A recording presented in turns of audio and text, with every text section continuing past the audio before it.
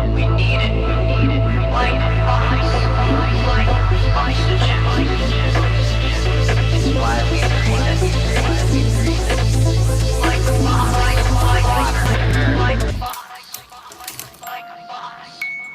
Like a fox.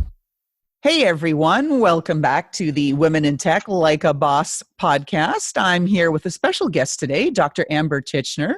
She has her PhD in psychology and she has spent a career in organizational management and change. And especially her focus has been helping women, not only women drive change and be changed in their practices and behaviors, but helping females manage female-female conflict. So we're going to get into a little bit of that here right now. So let's please give a warm welcome to Dr. Amber Tichenor. She is the founder of To Be Coaching and Consulting. Hey, Amber. Hey, Loralyn. How are you? Thank you for having me. Well, it's always fun, as you know, especially women to women. So we're hoping we're not going to get into fisticuffs or anything crazy here. No, we like to go the other way. That's right. Well, maybe you can shed some light on that. So let's dive right in because our listeners always like to dig in and hear what's going on. How long have you been managing To Be Coaching and Consulting or been in private practice? So I started almost 3 years ago in August of 2017. Okay. And so what was the impetus behind it? Because you had a big corporate background and you must have had some vision for your practice and how to move that forward. Can you share a little about that? Yes, I've always been in business to help organizations with change, but I've studied female rivalry and then I experienced it in the last big position I was in and I didn't know it was happening.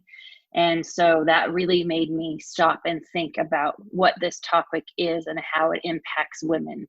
And so that truly was the foundation of moving forward with this.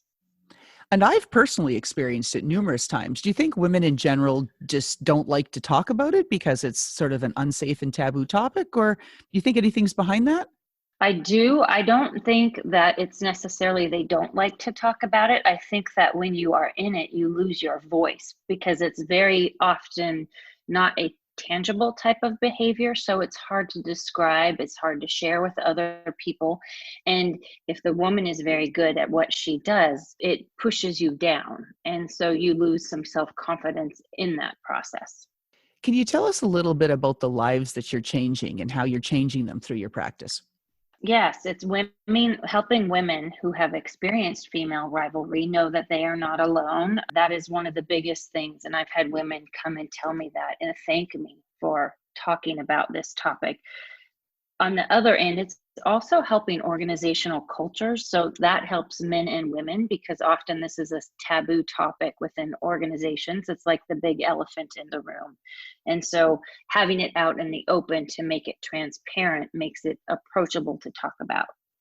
What do you think makes you a good leader, Amber? I listen. Oh, well, that's succinctly put there, but in this era of everything that's been going on, I think listening to what people have to say and learning from others is probably right up there, parallel with empathy with respect to skills that we need. I would agree with that. Which cues up my next question. So what's the hardest thing that you've ever had to do based on everything you've listened to and heard and had exposure to? So actually one of the hardest things I've ever had to do is not really work related, but it was in a sense, I packed up everything and I moved to a foreign country, Spain, and I didn't have a job and I didn't know anybody. And I just started fresh for a year or two. And so that really taught me a lot about who I am as a person and where my strengths are. Ooh, that's gutsy. Wow. Yeah, my mom was like, really? Are you sure you want to do this? You are a fearless female. Love it. Ooh, thank you. So why do you do what you do, Amber? Well, I absolutely love it. And I know there's a need for it. And I thought I knew a lot from interviews from women about this topic. But when I experienced it personally and I didn't realize it was happening, it really hit home. And so it's a way for me to help other women go through this. Has running your business been the experience that you expected it would be? Well, that is a trick question. Yes and no, because I always have heard from people that running your own business, is an uphill climb, and I firmly believe that. initially when I started, I was based on one concept, and it has taught me to be more adaptable. So it made me less black and white and embracing the gray areas. All right, sort of alluded to that. Businesses can be an uphill battle. So on those bad days, what gives you the strength to keep going? Just knowing that I'm making a difference in helping women, letting them understand that what they went through is not their fault, but empowering them also to make change and do the things that they are truly capable of doing. Now, from my perspective, it sounds like you're pretty much still just getting started. And so if you haven't, what's next?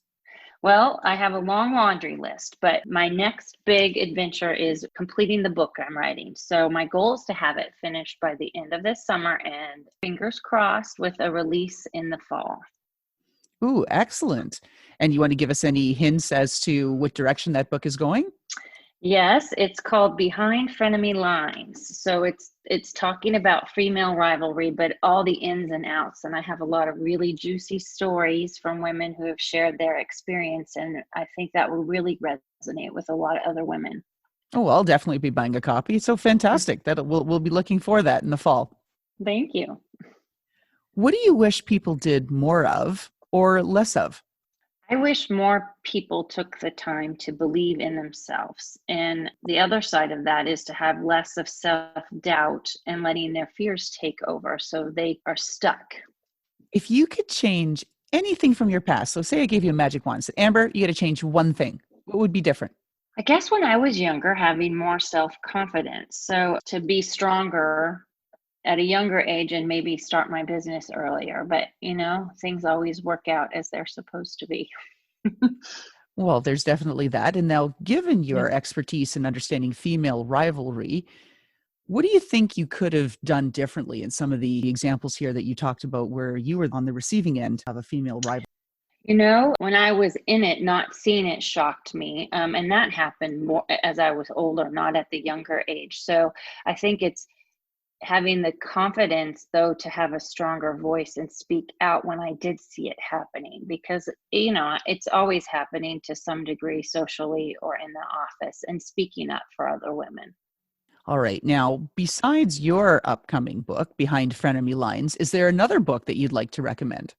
I recently read Brene Brown, Braving the Wilderness, and it talks about true belonging. And it really resonated with me because so much of what she talks about really feeds into the research I'm doing. And it helps me understand, in some senses, just some, but why women act the way they do.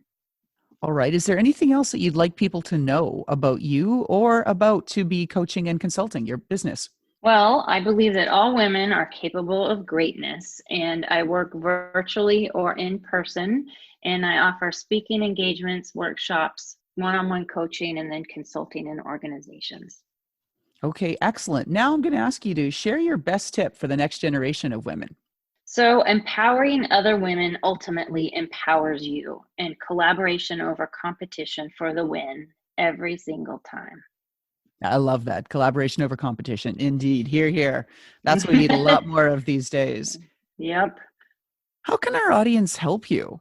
Well, if anyone has a female rivalry story, I'd love to hear it. I'm always collecting stories, and they are anonymous, of course. And then also, if anyone has experienced female rivalry, I'd love to help you. How can people reach you, Amber? LinkedIn under Amber Tichenor, and Instagram under To Be Coaching and Consulting. Okay, excellent. Thanks for that. Now, last question. Yeah. Let's wrap it up with something a little fun and less intense than female rivalry. Yeah. If your shoe style was your personality, are you a boots, stilettos, sneakers, flats, or flip-flops kind of gal? And I can almost bet that I can guess this based on your answers so far. Let's see. Okay. I love shoes. This is a very hard question. Well, initially, I would think boots. I'm going to go for flip-flops, and it's because of my love of warm weather. Ah, very good. Well, you are Is well that located. what you thought? Well, I was leaning that you'd be a boots gal, but you never know, right? I'm also a flip-flops gal right now. Like, in fact, at this moment, I am wearing my flip-flops because it is indeed finally over 60 degrees, and I'm loving that. All right. Well, I wanted to say thanks again here to Dr. Amber Tichenor of 2B Coaching and Consulting, expert in female rivalry and driving change. Thank you so much, Amber.